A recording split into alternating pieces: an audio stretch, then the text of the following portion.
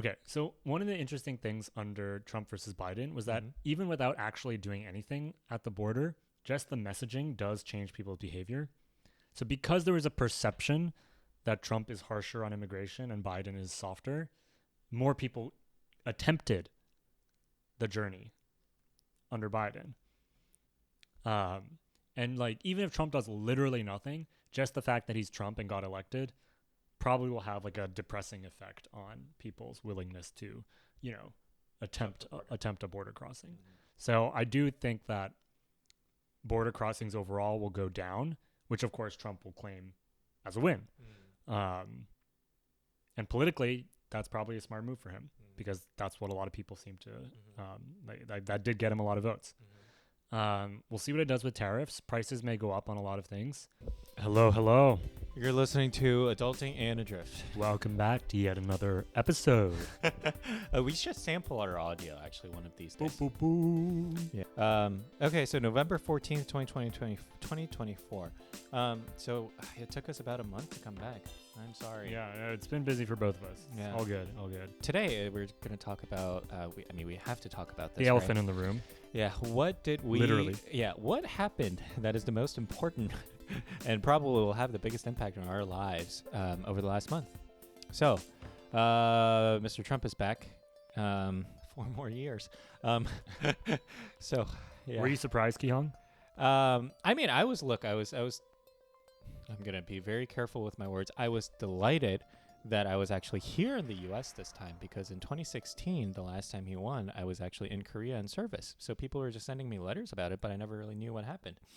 I heard that 2016 was a whole, show. So everybody, was staying up and stuff.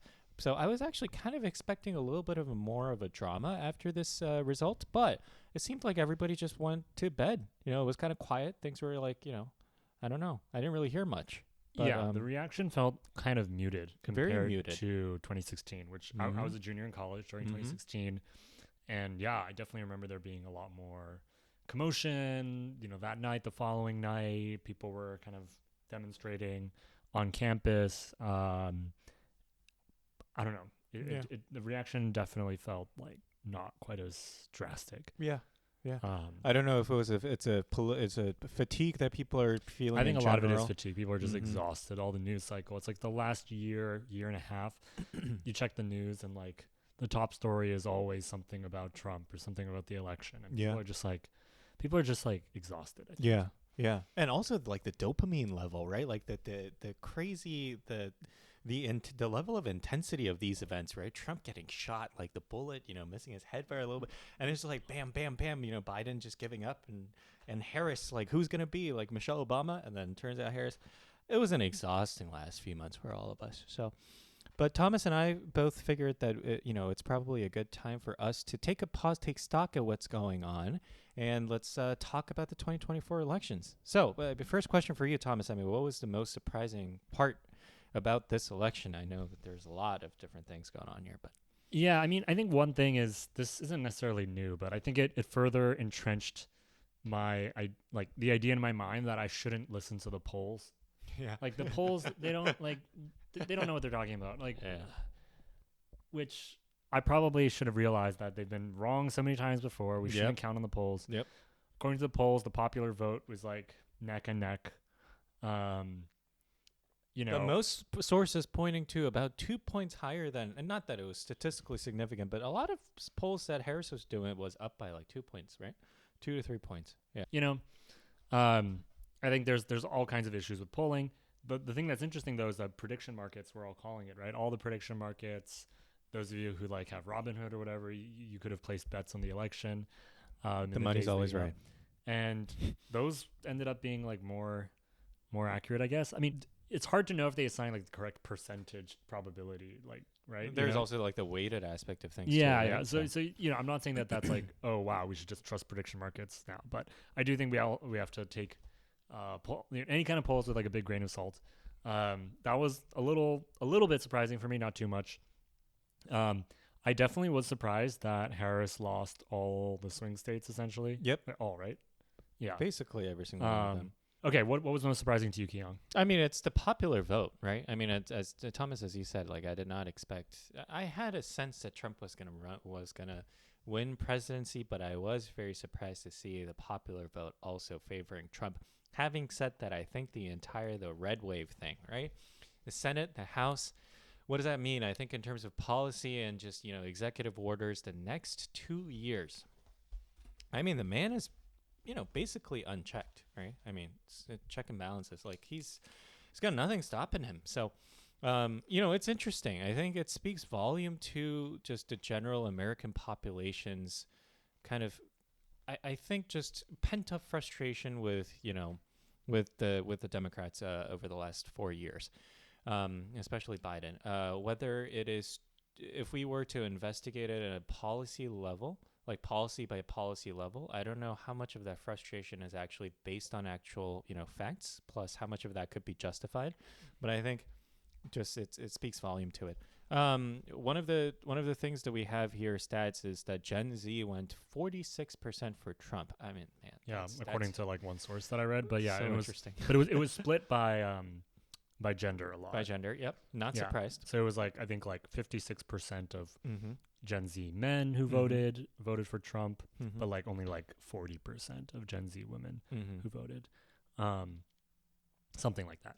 Yeah. So yeah, does that seem higher than you expected, for like if the number is around 46%? No, for some reason I'm not surprised, and also I'm even less surprised that a lot of like Gen Z men voted for Trump for some reason. And I think this sort of a political divide across genders, it's actually not a pattern. It's actually a pattern that you sort of see across the world too. Oh, I see that you have some more stats here. Yeah, keep going. I'll pull up the stats. Yeah, but I mean, I've sort of had different conversations with my coworkers and also my friends about like, why do you think that gender divide is right the way it is? And yeah, I don't know. I think there's multiple layers, right, and multiple factors in play here. But what is this? This is how each generation voted. According to this, Gen Z was still the least Republican generation. I mean, among millennials, Gen X, baby boomers. Gen Z. Yeah, so within that age range, you're getting a pretty even split between Democrat and Republican. Yeah. Gen Z does skew more Democrat, but it's not like, I don't know, all Gen Z are voting Democrat. That's definitely not the case. It's still like, 40-something% voted. I mean, which is very surprising, right? Because we tend to say that Gen Zs are the biggest victim of like, wealth inequality and asset inflation, right? So it's like, if you think about it that way, Trump, who's out there saying, let's cut corporate taxes, right? Versus Harris saying, oh, I'm going to build like 1 million houses, right? I mean, it's interesting that 46% voted for Trump, Yeah, I don't know. What are your sort of theories? I mean, do you think that, broadly speaking, I mean, you mentioned dissatisfaction with the current administration. Biden was not a very popular president. I think he had like a less than 40% approval rating. I think something like 70% of the country said we don't like the direction that the U.S. is going in. Yeah. And so those numbers are bad. Like presidents with those kind of numbers don't win re-election, right? Like if your popularity is below 40%, like that's, I don't know if we've ever seen incumbent president win re-election with those kind of numbers. Right. So on that level, it shouldn't be surprising. But I think what is kind of surprising is like, why do people feel that badly about things? Like, okay, I'm not saying that like, as if there's nothing wrong. Like clearly there are a lot of issues in our country. Yeah. But it is now like a uniquely bad time. I mean, there's been some bounce back from the pandemic. Things definitely seem better than they were, a few years ago when we were all locked up at home and, a lot of people are out of work, et cetera. Jobs have come back. Unemployment has gone down. The stock market's at an all-time high, blah, blah, blah. You can sort of rattle off all these indicators for why the country's actually not going in a bad direction. Inflation has come down, whatever. But that's just not how people feel. Like you can talk about those numbers, but that doesn't reflect how people are actually feeling. And I think that there may be several different dimensions that we could look at. So I think one is the fact that even though the stock market's at an all-time high, that disproportionately benefits the rich, right? I don't know what it is exactly, but like the top, 5% of households probably own like, 40% of stocks. I literally just made up that number, but it's very skewed. Actually, I know a stat that might be better is that 40% of American population don't participate in stock investing at all. Okay. So they own no equity. Exactly. So if you don't own any stocks, then why would you care if the stock market's at an all-time high? You're actually living probably paycheck to feeling paycheck. poorer, And relatively. and inflation. So you're probably just quite stretched at the moment. So that's one thing. I think another thing is, we could get to this as well, right? But there's like foreign policy issues, like multiple wars going on. Yep. There's war in Ukraine. There's the war in Gaza. I think I've read some commentaries talking about how perhaps Gaza is an issue single-handedly, not single-handedly, but like did make a huge dent in the Democrats because people associate Kamala Harris with the current administration, which has been providing weapons to Israel, and that's a very unpopular position, especially among younger voters. There's also, the border. That's been a huge talking point of Trump, talking about how there's an invasion coming across the southern border and blah, blah, blah. So, people like we had an episode where we were talking, I forget which episode, we were talking about something, and maybe it was the hillbilly, maybe it was the that that episode. Hillbilly Elegy, that one. And I was talking about how even in the New York Times, the commenters there were leaving tons of comments on any article about the border or about immigration, saying like, I'm a lifelong Democrat and liberal, but I still think that we need better border security or whatever. So to me, it's not surprising that the border ended up being like a very important, pivotal issue in this election. The echo chamber that happens that got worsened because of social media. I mean, if you look at some of the Instagram reels, it's wild what they're saying about Harris. And what are they saying? Like some of the content is like there's some AI generated content that just has Harris just come up on video and just saying crazy shit. And I think social media just definitely played a role in this election as well. I just can't unfortunately quantify or pinpoint certain things, but it's just more of a gut feeling thing. But what you mentioned, Thomas, these specific policies, absolutely no doubt that they played a huge role. Yeah, it's interesting because this isn't the first social media election, right? 2012 perhaps might have been the first like real like smartphone election. 2016, clearly polarization was happening over the subsequent years. There were all these, like Cambridge Analytica. Do you remember this scandal? Where anyway. So there were all kinds of, people have been talking about the role of social media in elections. But I think this is like the first like AI election, like this is the first election where we have like real, like people actually getting fooled by deep fakes at scale. I'm not sure if that like necessarily swung the election one way or another, but it is disturbing that you have fake videos of politicians saying stuff. I didn't have a smartphone until I was 17, and there are kids who were voting in this. I say kids, people who are like in college now, right? But like people who, if they voted for the first time in this election, they probably have had a smartphone since they were like in middle school, at least. And what does that do? What does that do when you've spent your entire like formative years growing up on a media diet that's sort of curated by algorithms, sort of silos you in different echo chambers? I mean, I do think that that's part of the reason why you see this great divergence between Gen Z men and women. The types of content that are available. I mean, there's so much more content, but it's also so much more personalized and so much more algorithmic. And there's the whole like, manosphere, there's the whole world of podcasts. Not that there's anything wrong Sorry with for podcasts. being part of this society, but being part of the problem of this society. I don't think our audience is mostly male though. Yeah, that's true. But so it's interesting the role that social media, AI algorithms play in the gender divide. And even just creating like alternative narratives, alternative sets of facts. 100%. Let's expand the scope of the discussion to the income level and education level of the group.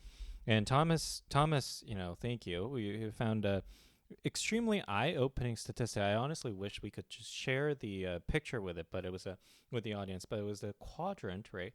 Income level vertical y-axis and education level x-axis. And then the long story short, the bottom line is that there was over the last 3 decades, there was this complete swap in the people who voted for the Dems, and then but in 1996 it was a Republican candidate. So it's interesting. I don't know if people can visualize this, but just imagine like if you imagine the Democrat share of the vote sort of minus the Republican share of the vote, right? So like where one party's relative advantage along the education axis, and then the other one is along income, and like it's going to be like a small number of percentage points, but you can still say that like, okay, Democrats, more of the vote of people who make less than 100K, compared to more than 100K. That historically that was true. Historically, Democrats won more of the vote for people who made less money, and less of the vote compared to Republicans of people who made over 100K, and that's flipped. And then also same for education level. Yeah. And we were talking about this and how it describes. I mean, this is probably familiar to people, right? But like, Republicans are not really the party of the rich anymore. In some sense, they are the party of more of working class, whereas the Democrats are more the party of the elite and the party of the college educated and people with fancy jobs. Yeah. And of course, there's exceptions, and it's all complicated by the fact that, like, yes, Republican policies are often friendlier to big business and they have lower taxes. And there are plenty of reasons why a rich person might vote for Trump in this election. But it is interesting to see just how much there has been this sort of swap in affiliation with the party. Yeah. And we sort of talked about this in the J.D. Vance episode as well, but it's like we had the question of like, are most of the Trump supporters, do they benefit from Trump's policies, right? And it's like, I think a lot of it is we've sort of seen the shift in the Republicans' narratives over time around like shifting focus towards vilifying immigrants, right? And it's like, the narrative around that, I think it resonates deeply with folks that feel disenfranchised, right? It's like a low socioeconomic sphere folks. So I think with that, how do you then explain that Trump is winning a bigger and bigger share of the Hispanic vote compared to 2020, compared to 2016, compared to like he's winning more of the Hispanic vote than any Republican basically ever has? I think that's like a different thing. I mean, I have friends, I can't quite explain why, but it's like some first generation immigrants have this sort of mentality of like they move to the States thinking that there's like a American dream to chase, right?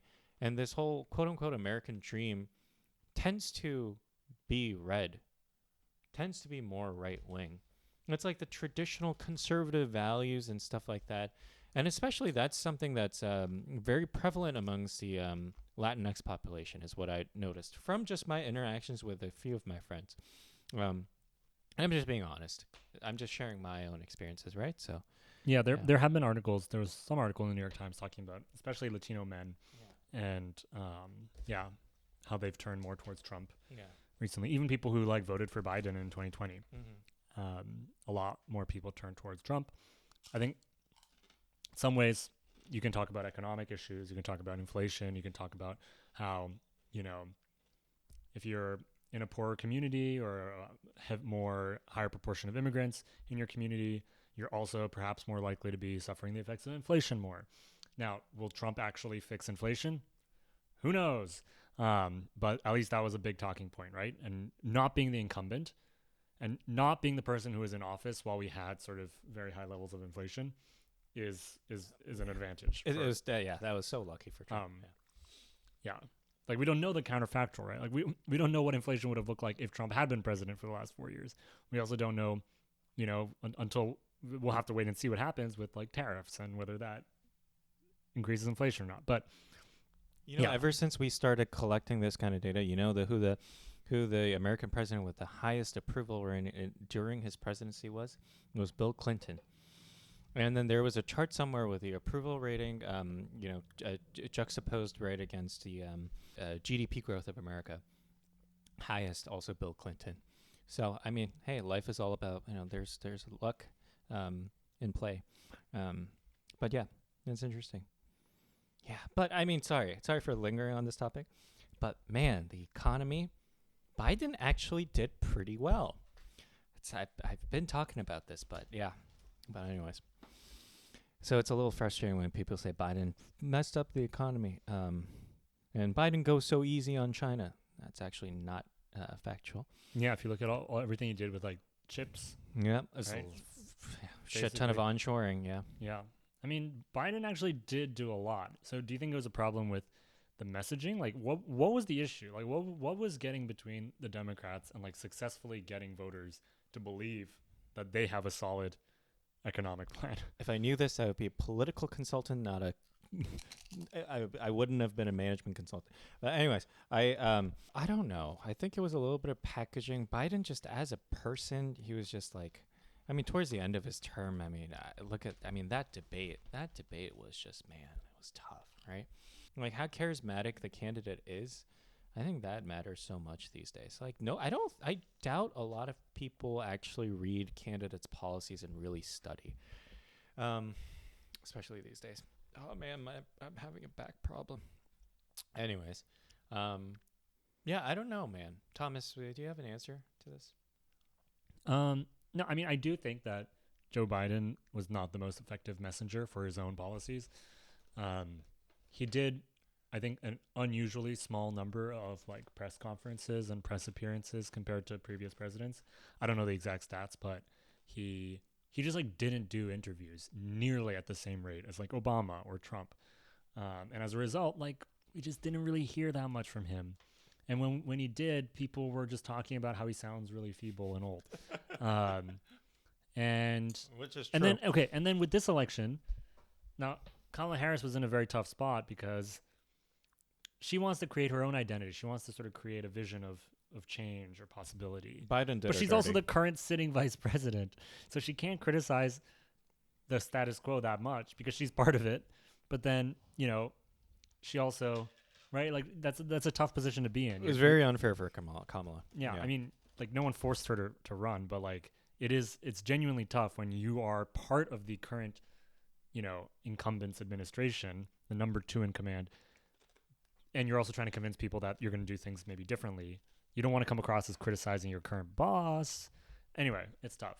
I also think that, Trump. We were talking about the statistic. Well, I have it here, right? But on the campaign trail, Trump spent a lot more time talking compared to Harris. What was the total number of hours again? So they both went to a similar number of events, but Trump spoke for 172 hours on the campaign trail. 172? Yeah, and Harris spoke for 69. So Harris actually had more campaigns also. More speaking events, excuse me. Yeah, slightly, yeah. So, okay, wow. But I also, Trump appeared on a bunch of podcasts, YouTube videos, this kind of stuff. I know Kamala also went on Call Her Daddy.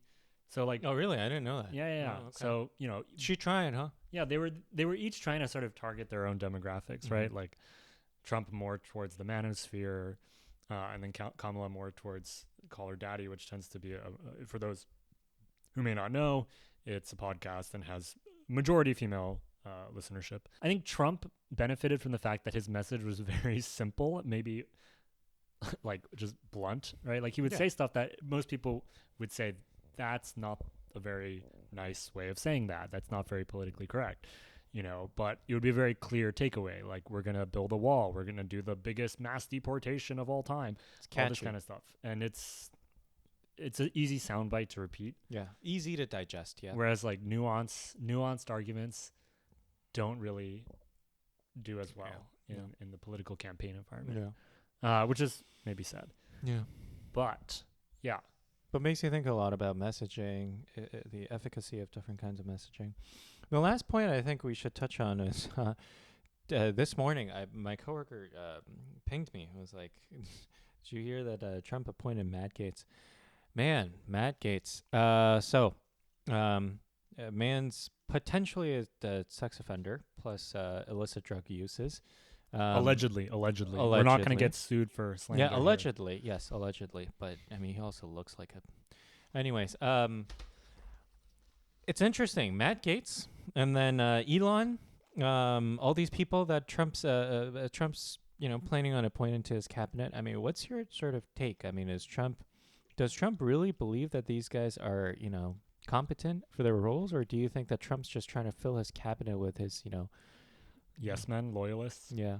I am of the opinion, this is my personal opinion here, but I do think Trump has some authoritarian tendencies, and he likes to reward people who are loyal, and people who have been loyal to him, who didn't jump ship, when it looked like he wasn't going to run again or, whatever, are now getting rewarded. And, you see people, for example, Tulsi Gabbard, who was no Democrat, but then switched to being Republican and was ended up endorsing Trump. She's been appointed something, right? I forget, but yeah, she's been national security, I think something. Marco Rubio, the guy that Trump made fun of and called him like Little Marco or whatever. Now he's going to be Secretary of State. And then, okay, the thing with Elon, like, come on.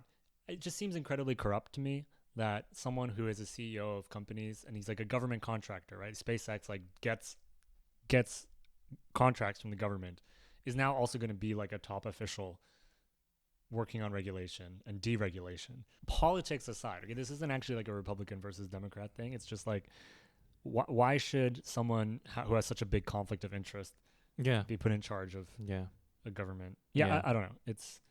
It does seem weird. I assume there are probably like some people will probably file lawsuits and say, Elon shouldn't be allowed to do that. I mean, it's probably going to be a protracted, court battle or something to even actually get any of these things. Like, no, but man's kind of untouchable now.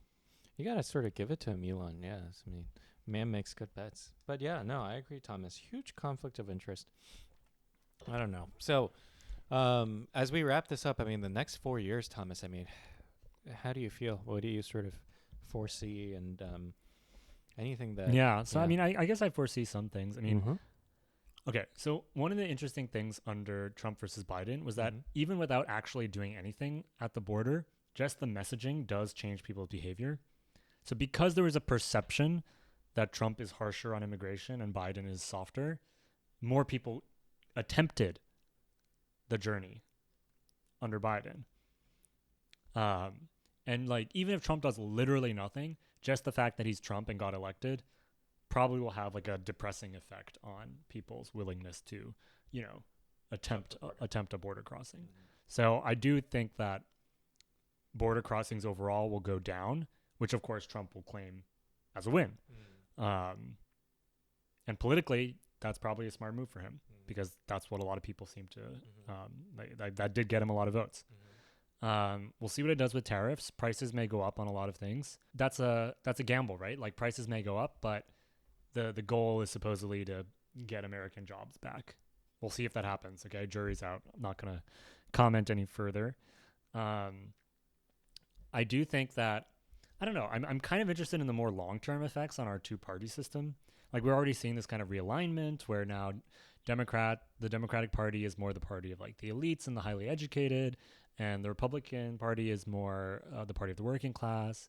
We also see that like the MAGA Party, I'm just going to call it the MAGA Party because it's quite different than like the traditional GOP, right? Like the Republican Party of, George W. Bush is quite different than the MAGA Republicans.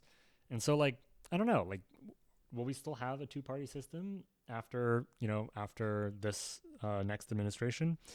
Probably, but may look quite different than what we're used to. I don't know. What do you think? What are your predictions? No, those are all good. Maybe one thing that I'll add is that in 2028, the Earth is going to be a little warmer than now. Oh, yeah. We didn't even talk about climate change. Yeah, climate change. I mean, decarbonization. I think a lot of the efforts... It was so funny. I was in the office earlier, and a Bloomberg headline that was on the TV was, "Trump hates wind power." Yeah, so I mean, it's a bad news for renewables. I think it's good for, obviously oil and gas, coal mining, also some of the industrial, manufacturing companies. Geopolitical issues, I think that's going to be a tough one. Who we will see with Russia and Ukraine. But it might be very likely that we'll actually see if day one Russia stops, but as Trump promises. But I unfortunately sort of foresee a world in which Ukraine gives up some of the Donbass area, and then they go into some sort of a truce. What this means for China and Taiwan, I don't know. Also, Trump has been asking for more payments from NATO, Japan, South Korea, all of these, allied countries where U.S. Forces are stationed. So it's going to complicate the dynamics of Northeast Asia a lot too, geopolitically.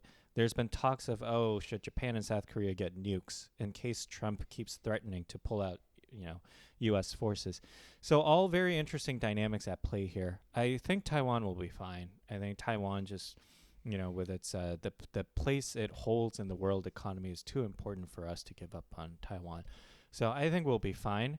And actually, I'll end on this one last note. My coworker is actually Chinese, and she made a very interesting point that the CCP is actually very happy that Trump got it, because they believe that Trump is very predictably unpredictable and is very driven by his own interest. So they think that with Trump, at least, there's no principle that blocks that sort of divides America and China, right? Like they think that they can sort of break into Trump's mind and kind of toy him around. I guess that's the CCP's view. So we'll see. Only time will tell. Time will tell. On that note, thanks for listening in as always, and we're gonna check back in 4 years, see how right or wrong we were. Yeah, episode number 320 something. Yeah, man, what a thought. 2028. Ugh. Okay, we'll be back next week with a new topic, and until then, stay tuned. Bye.